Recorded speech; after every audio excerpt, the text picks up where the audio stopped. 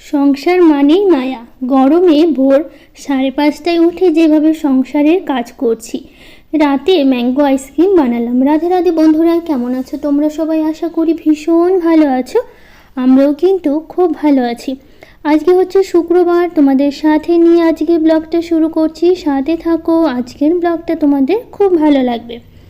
তো আজকে খুব সকালে উঠেছি, যেহেতু বাবানের পাপার এখন মর্নিং স্কুল হচ্ছে, 6:30টার মধ্যে বেরিয়ে যায়। তো তাড়াতাড়ি উঠে প্রথমে ফ্রেশ হয়ে নিয়ে তারপরে সেরকম কোনো কাজ করিনি, একদম চলে এসেছি রান্নাঘরে। আমার সকালে কিছু ওষুধ ছিল, সেগুলো খেয়ে তারপরে এসেছি রান্নাঘরে। ওকে রুটি করে দেব, ও হচ্ছে রুটি নিয়ে যাবে স্কুলে। যেহেতু বাড়িতে আস্তে আস্তে 12টা বেজে যায়, তো এতক্ষণ না খেয়ে থাকবে, আবার এত সকালবেলা খেয়েও যেতে পারবে না, মানে এত সকালে তো আর খাওয়া যায় না। তো সেই কারণে বললাম তাহলে রুটি করে দিই। ও বললো ঠিক আছে রুটি করে দাও। তো ভাবলাম রুটি যখন করছি তো সবার জন্যই করি, তো 6টা রুটি করছি, বাবানের বাবাকে 2টো দেবো। ওই বললো 2টো রুটিই দিতে, তো সেই জন্য হচ্ছে ওকে 2টো দিয়েছি, আমি 2টো, বাবানের জন্য 2টো। তো 6টা রুটি বানিয়েছি। তো সেই জন্য সকালই রান্নাঘরে চলে এসেছি রুটি বানানোর জন্য। তো কিছু করতে হবে না, শুধু নিয়ে যাবে, কেটে দেবো টিফিন বাটিতে করে। তো নিয়ে যাবে আর রুটি নিয়ে যাবে, এগুলো দিয়েই হচ্ছে পাঠাবো। তো যাই হোক, এইদিকে আমার 6টা রুটি তো খুব একটা সময় লাগেনি, খুব তাড়াতাড়ি হয়ে গেছে। রুটিগুলো করে চলে এসেছি এখন ঘরে বিছানা গোছাতে। বাবানও উঠে পড়েছে, আর গরমের জন্য না বাবানও খুব একটা বেশিক্ষণ শুয়ে থাকে না। আর এখন মানে 5:30, মানে 5টা 5:30, মানে মনে হয় যেন অনেক বেলা হয়ে গেছে। তো সেই কারণে হচ্ছে বেশিক্ষণ শুয়ে থাকতেও ভালো লাগে না। শীতের সময় তো এখন মনে হয় যেন অন্ধকার, কিন্তু এই গরমের সময়টা যা গরম পড়েছে, মানে একদম সহ্য করা যাচ্ছে না। জানি না বৃষ্টি হবে কবে, বৃষ্টি হলে একটু ভালো লাগে। তো অনেক দিন ধরে তো বৃষ্টি হচ্ছে না, গরমটাও সহ্য করাই যাচ্ছে না। তো যাই হোক, ঘরগুলো একটু ঝাড় দিয়ে দিচ্ছি, ঘর ঝাড় দিয়ে সব কিছু গুছিয়ে নেব। এখানে কিছু জামা কাপড় আছে যেগুলো প্রতিদিন পরা হয়, সেগুলো মানে একটু গুছিয়ে নিচ্ছি ভাঁজ করে। আলনাতেই রাখি এগুলো জামা কাপড়, তো সে কারণে এখানেই রাখছি। তো যাই হোক, এদিকে কাজ করতে করতে কিছু দিদিভাইদের কমেন্ট করে নিই। মৌসুমি সাহা দিদিভাই বলেছে, বোন কেমন আছো? অনেক দিন পর তোমার ভিডিও দেখলাম, আজ সন্ধ্যাবেলায় হঠাৎ ভিডিও সামনে এলো। অনেক দিন পর তোমার ভিডিও দেখে খুব খুশি। থ্যাংক ইউ দিদিভাই এত ভালোবাসা দেওয়ার জন্য। ভালো আছি, খুব একটা খারাপ যে বলবো সেটা না, কিন্তু ওই যে একটা দুর্বলতা, একটু কষ্ট হয় কাজ করতে, ব্যাস এইটুকু, তাছাড়া কোনো সমস্যা হয় না। মানে ভালো আছি, আগেও যেরকম মানে এখন সেরকমই আছে। তো যাই হোক, যতটুকু না করলে হয় না ততটুকু তো টুকিটাকি করে কাজকর্মগুলো করি। তো যাই হোক, বাবানের বাবা এখনও বেরোয়নি, স্কুলে বেরোবে। ও তাড়াতাড়ি করে রুটিগুলো করে দিলাম, যদি দেরি হয়ে যায়। তো এইদিকে ঝাড়টার দিলাম, বাবানের বাবাও চলে গেছে।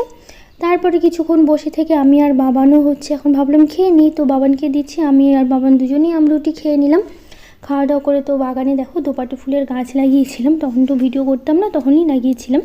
তো গাছেও বেশ ফুল ফুটেছে, আর এগুলো ফুলের গাছ তো লাগিয়েছিলাম তখন ভিডিওতে দেখিয়েছিলাম, গাঁদা ফুলের, এগুলো তো ওই চাষ করে মাঠে, ওগুলো হচ্ছে ফুলের গাছ। তো এখন বেশ ভালোই ফুল ফোটা ধরেছে, একটা দুটো করে মাঝে মধ্যে তুলে পুজো দিই। খুব একটা তুলে পুজো দেই না এখান থেকে, কারণ বেশি ফোটেও না, আর তার মধ্যে দেখতেও ভালো লাগে, কারণ অন্য ফুলগুলো অনেক আছে। তো সেই কারণে হচ্ছে আর হচ্ছে বেশি ফুল তুলি না। তো আজকে রান্না করব, ছোটো মাছ রান্না করব। তো সেই কারণে হচ্ছে ভাবলাম দুটো ডাঁটা তুলে নিই। এখানে পাট শাক লাগানো হয়েছে, আর ওর মধ্যে কয়েকটা ডাঁটাও হয়েছে, ডাঁটাগুলো বেশ ভালো। তো ওখান থেকে দুটো ডাঁটা তুলে নিয়ে আসলাম, এনে তারপর এখন তেলগুলো ঢেলে নিচ্ছি আমি। দু রকমের তেল আছে, একটা সাদা তেল, একটা সর্ষের তেল। তো এখন যেটা ঢালছি সেটা সর্ষের তেল। তো দুটো বোতলেই রাখি। তো এদিকে ড্রাই ফ্রুটসগুলো আমার শেষ হয়ে গেছিলো, মানে সকালবেলা করে প্রতিদিনই খাওয়া হয়। তো এখানে বাবানের পাপা এনেছে কাঠবাদাম এনেছে, আর কাজু এনেছে। তো বাবানের পাপা ভেবেছিল কিশমিশ আছে, তো কিশমিশ আনিনি। তো আমি বললাম কিশমিশ নেই, তো বললো ঠিক আছে আমি কালকে এনে দেবো। তো যাই হোক, এদিকে আমি রেখে দিচ্ছি, মানে ঢেলে নিচ্ছি। আর যেহেতু সবটা ছিল না, অল্প অল্প থেকে গিয়েছিলো, তো ভাবলাম পরে আমি যখন শেষ হয়ে যাবে তখন করে নেবো। অল্প একটু কিশমিশই ছিল, বেশি ছিল না। তো বাবানের পাপা বললো এনে দেবে। তো যাই হোক, এইদিকে এটা ছিল কাবলি ছোলা, এটাও আমি ঢেলে নিলাম, নিয়ে এখন হচ্ছে ওইদিকে সবটা গুছিয়ে নিয়ে এখন রান্না করব। যেহেতু ছোটো মাছ, তো আলু, পটল আর ডাঁটা দিয়ে ছোটো মাছ করব, আর সর্ষে বাটা দিয়ে ভেন্ডি করব, এগুলোই রান্না করব। তো যাই হোক, ছোটো মাছের জন্য একদম পাতলা পাতলা করে হচ্ছে সবজিগুলো আমি কেটে নিচ্ছি।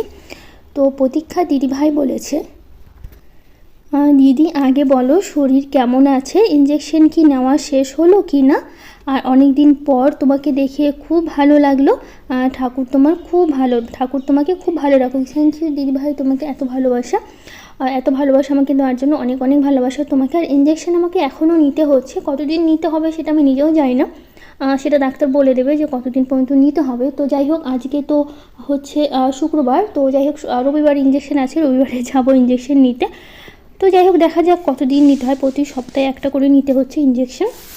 তো যাই হোক, এইদিকে আমি ছোটো মাছগুলো ভেজে তুলে নিলাম। তো এখন আমি সবজিটা দিয়ে দিচ্ছি, এখন এর মধ্যে আমি লঙ্কা দিচ্ছি। আমাদের না বলতে পারো এখন শুকনো লঙ্কা দিয়ে মানে খাওয়াই হচ্ছে না তরকারি, সবসময় কাঁচা লঙ্কা দিয়ে খাওয়া হচ্ছে এখন।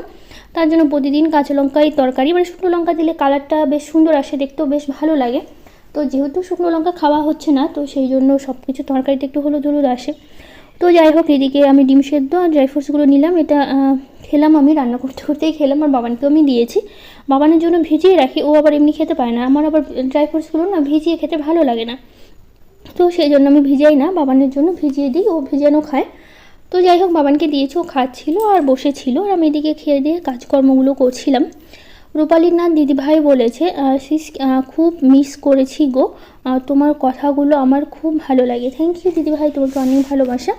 সুলতানা দিদিভাই বলেছে, কেমন আছো আপু, তোমাকে কত মিস করছি জানো, এখন আমি হাসপাতালে আছি, আর লাইক কমেন্ট করে রাখছি, বাড়ি গেলে ভিডিও দেখব। থ্যাংক ইউ দিদিভাই, তোমাকে অনেক ভালোবাসা। আমি ভালো আছি, আর হচ্ছে তোমার কি হয়েছে অবশ্যই জানিও, কেন হাসপাতালে গেলে। দিদিভাই তোমাকে অনেক ভালোবাসা। তো যাই হোক, এইদিকে আমার হয়ে গেছে ছোটো মাছটা, এখন শুধু সর্ষে বাটা দিয়ে ভেন্ডিটা বাকি আছে, আমি সব মশলা করে নিয়েছিলাম।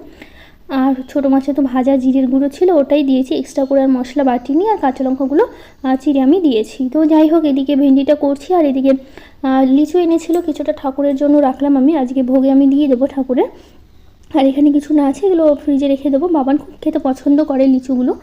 তো যাই হোক, এদিকে রান্নাবাড়ি শেষ করার পর তারপর এদিকে আমি স্নান করেছি, স্নান করে আমি পুজোও দিয়েছি, লিচু দিয়ে আজকে ভোগ দিয়েছি। তো যাই হোক, অর্চনা হালদার দিদিভাই বলেছে, খুব মিস করি গো দিদিভাই তোমাকে, আর হচ্ছে তুমি ভালো আছো তো, এবার প্রতিদিন ভিডিও দেবে তো।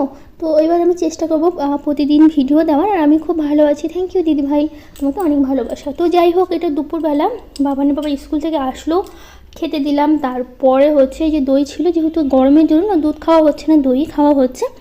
তো তিনজনের জন্য হচ্ছে আমি দই নিয়ে নিয়েছি, দই খেয়েছি। আর রাত্রেবেলা হচ্ছে বাবান অনেক দিন ধরে বলছে ওকে ম্যাঙ্গো আইসক্রিম বানিয়ে দিতে, তো আমি ইউটিউবে দেখলাম ম্যাঙ্গো আইসক্রিম কীভাবে বানায়, তো সেটাই চেষ্টা করেছিলাম ম্যাঙ্গো আইসক্রিম বানানোর, হয়েছিল বেশ ভালো। তো যাই হোক, মিষ্টি জিনিস যেহেতু আমি খেতে পারছি না, তো আমি খাইনি, বাবানই খেয়েছিল। তো এটা আমি রাত্রেবেলা করেছিলাম, রেখে দিয়েছিলাম ফ্রিজে, তো কালকে খাওয়া যাবে, কালকে তোমাদের ব্লগে আমি দেখাবো আইসক্রিমটা কেমন হলো। তো ভাবলাম একটু ড্রাই ফ্রুটস দিয়ে একটু সাজিয়ে দিই, তাহলে দেখতে বেশ ভালো লাগবে। তো ওপর দিয়ে দিয়েছিলাম, তো দুটোতে আমার বেশ সুন্দর এঁটে গেছিলো, মানে হয়ে গেছিলো, তো ফ্রিজে রেখে দিয়েছিলাম। তো আজকের ব্লগটা কেমন লাগলো জানিও। আজকের মতো টাটা, দেখা হবে নতুন একটা ব্লগ।